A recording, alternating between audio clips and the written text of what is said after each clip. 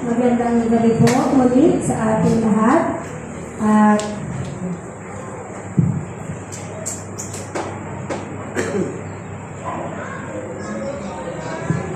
ayan, para po sa pinakahuling gabi ng ating health lecture, ay meron po tayong pamagat na integrity, ang pagkadalisay ng ating katapatan. Pero bago po natin ipagpatuloy ito, i-review nga po muna natin sandali. Ano nga po yung una? Choices. Pangalawa? Exercise. Liquid. Yung kahalagaan ng tubig sa ating buhay. At higit sa lahat, si Jesus bilang ating bukal ng buhay. At pang-apat? Environment. Sa environment, ano po yung kalakip nito? Ano kaya yung matatagpuan natin sa environment na makakatulong sa atin? Ano yung matatagpuan natin sa ating kalikasan? Na kailangan natin sinag ng araw at hangin. Ayan. So, napakahalaga po ng sikat ng araw at ng hangin. At ating ikalima kagabi, yes, napakahalaga ng ating pagtulog. At ngayon po, yung lahat ng yun ay napakahalaga at sangkap para tayo ay magkaroon daw ng mabuting kalusugan. Pero kaalinsabay o kaakibat nito ay ang pagkakaroon din ng integridad sa Tagalog. So, ano daw po ba itong tinatawag nating integridad? Pagkontrol sa sarili, maaasahan, responsibilidad, pagpapasalamat, pagkalinga, pakikiisa, at lakas ng loob. Tayo ay dapat matuto ng katapatan. Pag sinabi nating honest, ibig sabihin tapat ka din eh. Pareha sila ng meaning, tapat. So, ibig sabihin kailangan pag honest ka, maging totoo ka. Pero ang integridad ay mas malalim na katapatan na kung saan kaakibat nito ang pagkontrol, ang respeto, at may responsibility ka na kaakibat. Kailangan mo siyang i-execute. Hindi lang kailangan basta maging matapat ka, pero ito ay isang responsibilidad na tumatanaw ng pagpapasalamat dahil meron kang pagkalinga, meron kang pakikiisa, at meron ka rin lakas ng loob. Ibig sabihin, kaakibat din ito ang disiplina. Sabi po sa English, ang integridad din ay ito yung sinasabi, ito po yung tinuturo din namin sa mga mag-aaral. Pero ito yung, ang meaning na binibigay lagi namin dito is the ability na gumawa ka ng mabuti kahit walang nakatingin sa'yo. Yun po ang tunay na ibig sabihin ng integridad. Ibig sabihin, kapag kami ay nasa loob ng paaralan, lumabas si teacher, nagpapa-exam kasi hindi mapipigil ang mapaihi or merong tumawag sandali, o sandali, din lang kayo ha, ipatuloy niyo yung inyong sit work or gawain or ang inyong pag-exam. Ibig sabihin, bilang mga estudyante, kailangan natin maging tapat. Na kahit wala si ma'am, ang sabi niya, huwag kang mangungopya. Huwag kang magtatanong sa katabi. Ibig sabihin, andun yung disiplina mo sa iyong sarili na gawin yung tama at mabuti kahit walang nakatingin sa'yo. Kahit walang kapalit. Kahit hindi ka re-rewardan or bibigyan ng papuri, gagawin mo yung mabuti at yung nararapat. Kasi sabi nga, hindi man tayo makita ng kapwa natin, sino lagi nakatingin sa atin? Yung nasa taas. So, yun po yung sinasabing integrity. Ginagawa ang mabuti kahit walang nakatingin sa'yo. Ibig sabihin daw po, ang pagiging matapat ay napakahalaga. Katulad daw po ng isang 12 years old na si Megan. Sa kanilang lugar daw po, yung wine na tinatawag, ay mayroong, sabi, wine naman to, hindi naman to alak. 4% alcohol lang to. Pero sa kanila ay may batas na bawal uminom ng alak ang mga kabataang wala pa sa legal na edad. Or sa kanila po ang legal na edad ay 21 years old. Dito sa atin, 15, 14, 13, natikim-tikim na ng alak. Pero sa kanila po, bawal na yun kahit 18 ka na. Sa atin kasi ang 18 legal age, di ba po?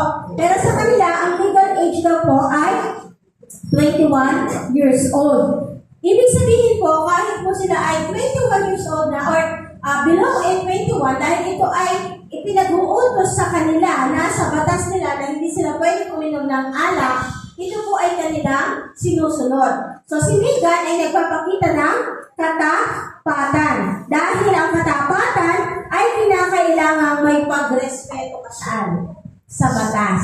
Ano, yung pagsunod sa kanilang batas, na kung saan ang kanyang mga magulang na huwag daw po ito o pagsunod pati sa kanyang mga magulang na huwag uminom ng alak. So may respeto sa magulang at may respeto sa batas na kanilang kinabibilangan. Ang pagiging matapat ay mahalaga. Katulad din daw po ni Christina, nakakatandang kapatid ni Megan, hindi siya pinapayagang makipag-date kasi wala sa gustong gulang. Kaya ang kanyang mga magulang ay palaging nagkukwento sa kanya ng tungkol sa pakikipagtalik.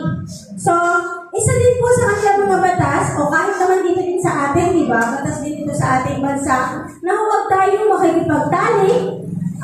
Ayan, pag-iwas sa makikipagtalik ay pinakamaingat na gawi bago ikasal ang isang tao. Ay yung tinatawag natin kahit sa school, tinuturo namin yan, premarital sex. Iwasan ang premarital sex. Ibig sabihin, ang pakikipagtalik ay ginagawa lamang nino ng mag-asawa na ikinasal sa mata ng Diyos at ng batas. Sabi po din dito, si Christine ay nakaisip ng pagpipigil. So sa mga lecture po sa school, ang tawag po dito ay abstinence. Ano? Ito yung kakayanan ng bata o ng isang tao na umiwas sa pakikipagtalik kapag hindi pa po niya panahon or hindi pa karapat dapat. So, ang pag-iwas ay pagrespeto rin sa ibang tao. Ang pagdidisiplina sa bagay na ito ay nakakaiwas para sa mga sakit na STD or sexual transmitted disease. So, ito po yung isang kahalagahan kung bakit hindi po dapat natin hinahayaan o hindi natin hayaan ang isang tao o ang ating sarili kung tayo nasa ganung edad na pumasok sa pagtalik kung tayo po ay walang pasatamang sitwasyon katulad ng pag-aasawa o tamang kasal. Ang pakikipagtalik sa murang edad ay lubhang nakakasira ng ating emosyon, lalo na sa mga kababaihan. Kapag kanilang namalaman na ang nais lang talaga ng lalaki sa kanila ay gamitin sila. Ang wastong kaalaman tungkol sa mga bagay na ito ay kailangan. So, kukunti naman po mga kabataan. Siguro ito po ay isang magandang paalala sa ating mga magulang kung tayo ay mayroon pong mga anak na dalaga at binata na sila po ay paalalahanan sa kahalagahan ng pakikipagtalik na ito po ay isang sagradong bagay na ginagawa lamang ng mag-asawa. So, ang espesyal na proyekto ng regional at national significance ay nagsasabi na ang pakikipagtalik sa labas sa diwa ng pag-aasawa ay nakakasama sa kalagayang mental at pisikal ng isang tao. At ang pagiging tapat sa kabiyak ay lubusang inaasahan. Kasi nga naman, pag medyo bata pa, medyo mapusok pa ang damdamin. Hindi pa ito yung kanilang long-lasting. Ay minsan, ibinibigay na ang kanilang sarili. And then, magkakaroon ng panibagong relasyon. And then, magkakaroon ng panibagong relasyon.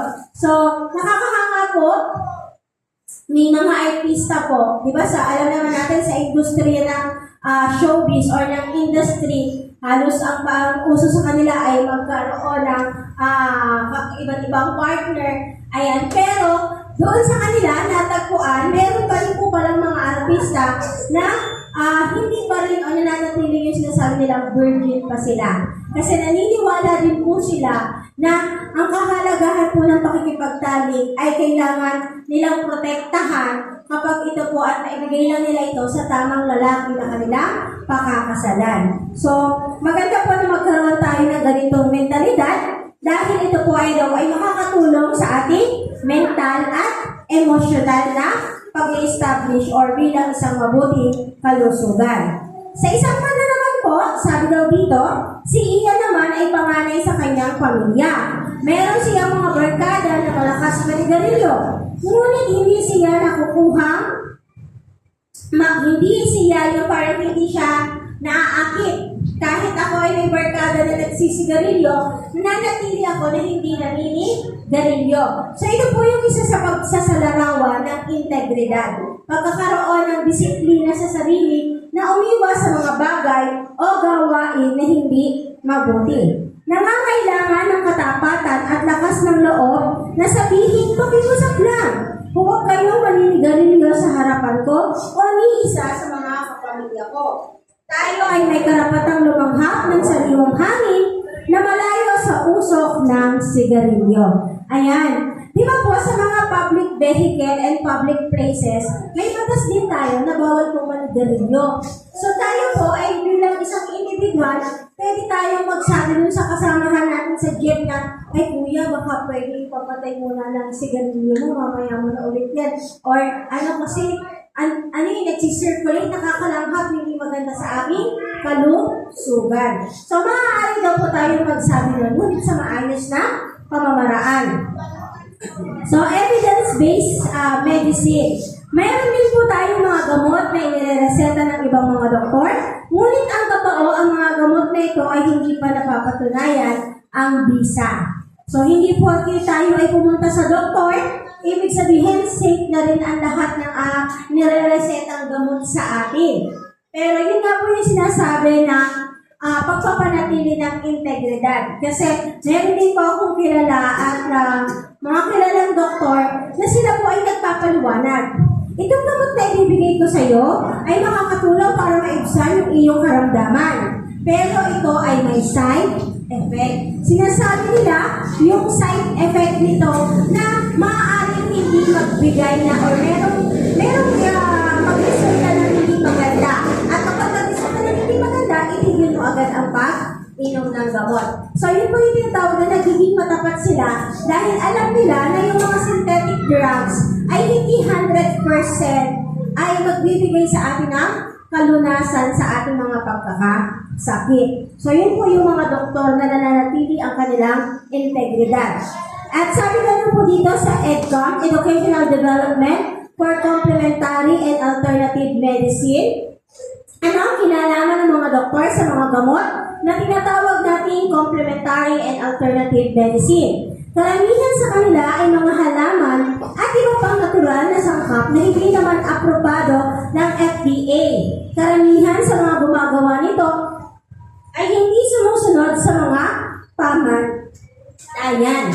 Ang mga sinasabing benepisyo ng mga halamang gamot ay karaniwang hula-hula lamang. Ayan. Pero ang mga nireresetang gamot ay pawang may masamang na idudulot. Ayan. So, merong mag-aaral na hindi daw ito approved by FDA. So, pero tayo po, lumaki tayo sa kultura ng Pilipinas, nandun ang mga unang medisina na ginagamit talaga natin ay galing saan? Sa mga halamang gamot. Kaya ito yung sinasabi natin na kahit hindi tayo magpa-doktor, kumain lang tayo ng bawang, uminom tayo ng luya, gumiginhawa yung mga sore throat natin, nawawala yung mga sakit natin. Kasi mas pinalaki tayo ng mga matatanda sa una na kung saan, yun lang naman talaga ang tanging medicines na meron sila, kundi galing sa natural. So ito po yung sinasabi natin na ang kahalagahan ng ating kalikasan. Hindi ginawa ang mundong ito para katulad po ng lesson ni Kuya Tino, naalala niyo po yung ang Sabat ay ginawa para sa tao at ang tao ay hindi para sa Sabat. So, ganun din po ang kalikasan. Kaya una niyang nilikha ang kalanita, ang araw, ang liwanag, at lahat ng mga pangangailangan natin para yun po yung pag-sustain ng buhay natin. Sinasabi din po sa Biblia kung ano yung mga, sabi nga, manual, di ba yung Biblia? Sinasabi noon, ano yung mga tamang gawin mo para magkaroon ka ng mahabang buhay? Ano yung mga dapat natin kainin na makakatulong sa atin para magkaroon tayo ng mabuting kalusugan? So, nagsisimula po ito sa mga natural plants or natural food na tinatawag. Ayan, natural herbs. May ibang pag-iisip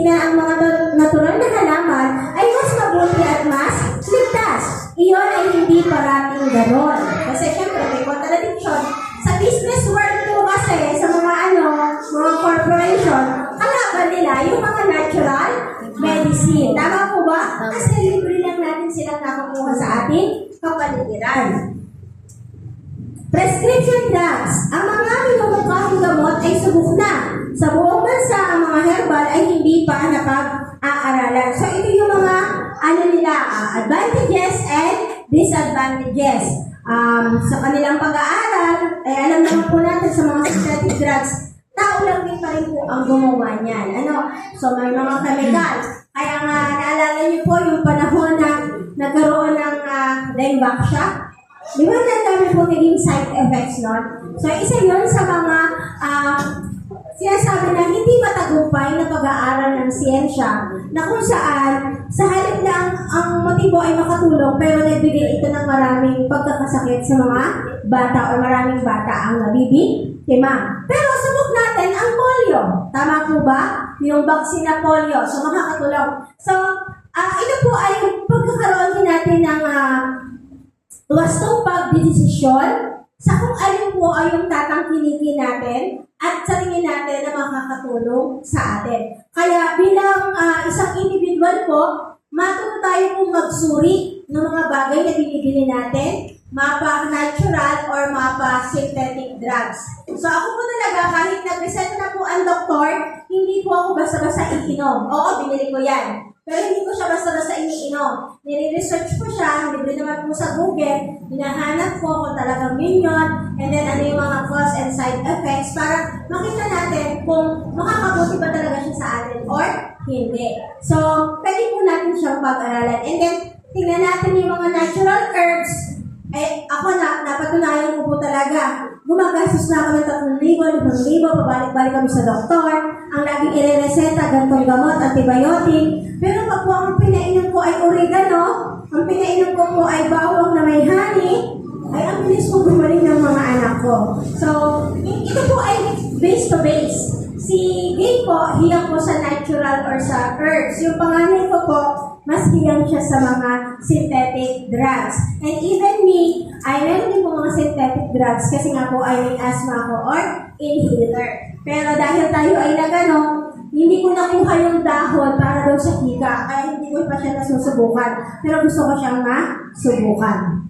Pasensya po, nag-commercial.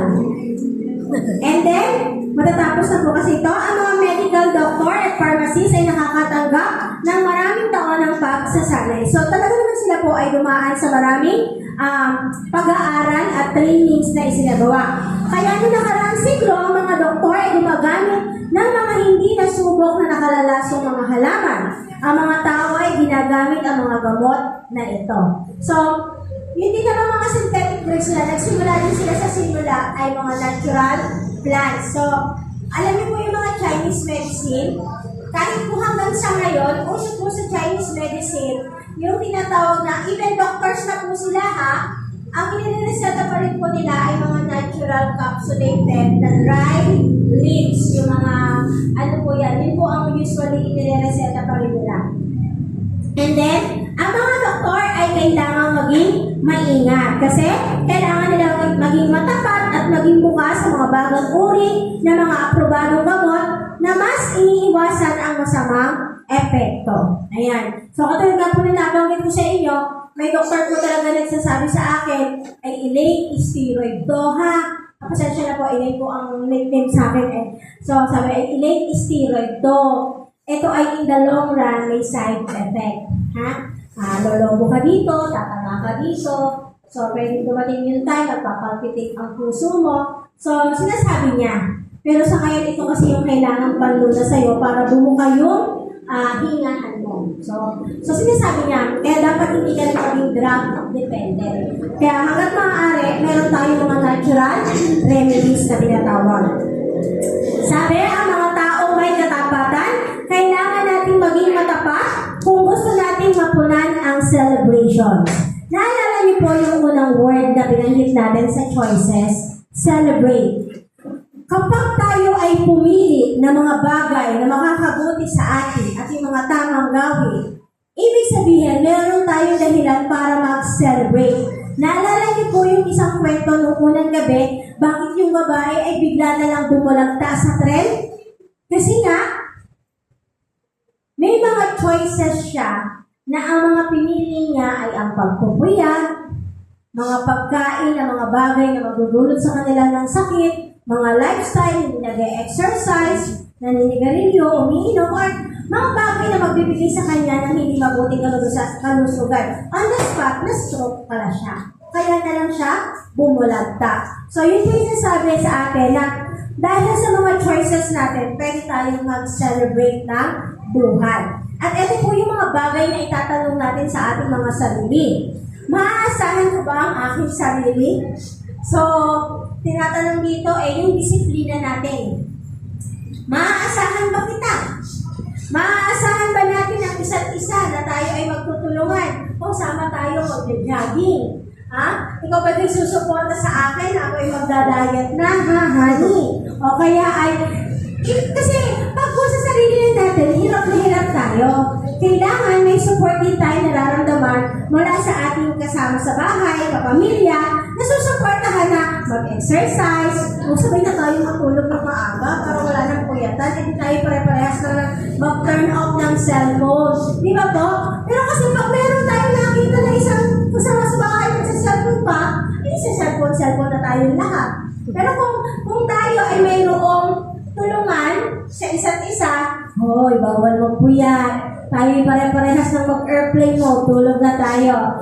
Lahat tayo, busy ng maaga, magja-jogging tayo. So, napakahalaga po ng support system ng isang pamilya. At sabi nga po dito, sa Philippians 4:8, katapos-tapusa, mga kapatid, anumang bagay na katotohanan, anumang bagay na kagalang-galang, anumang bagay na matubig, anumang bagay na malinis, anumang bagay na kaibig-ibig, anumang na mabuting ulat, kung may anumang kagalingan, kung may anumang kapurihan, ay isipin ninyo ang mga bagay na ito.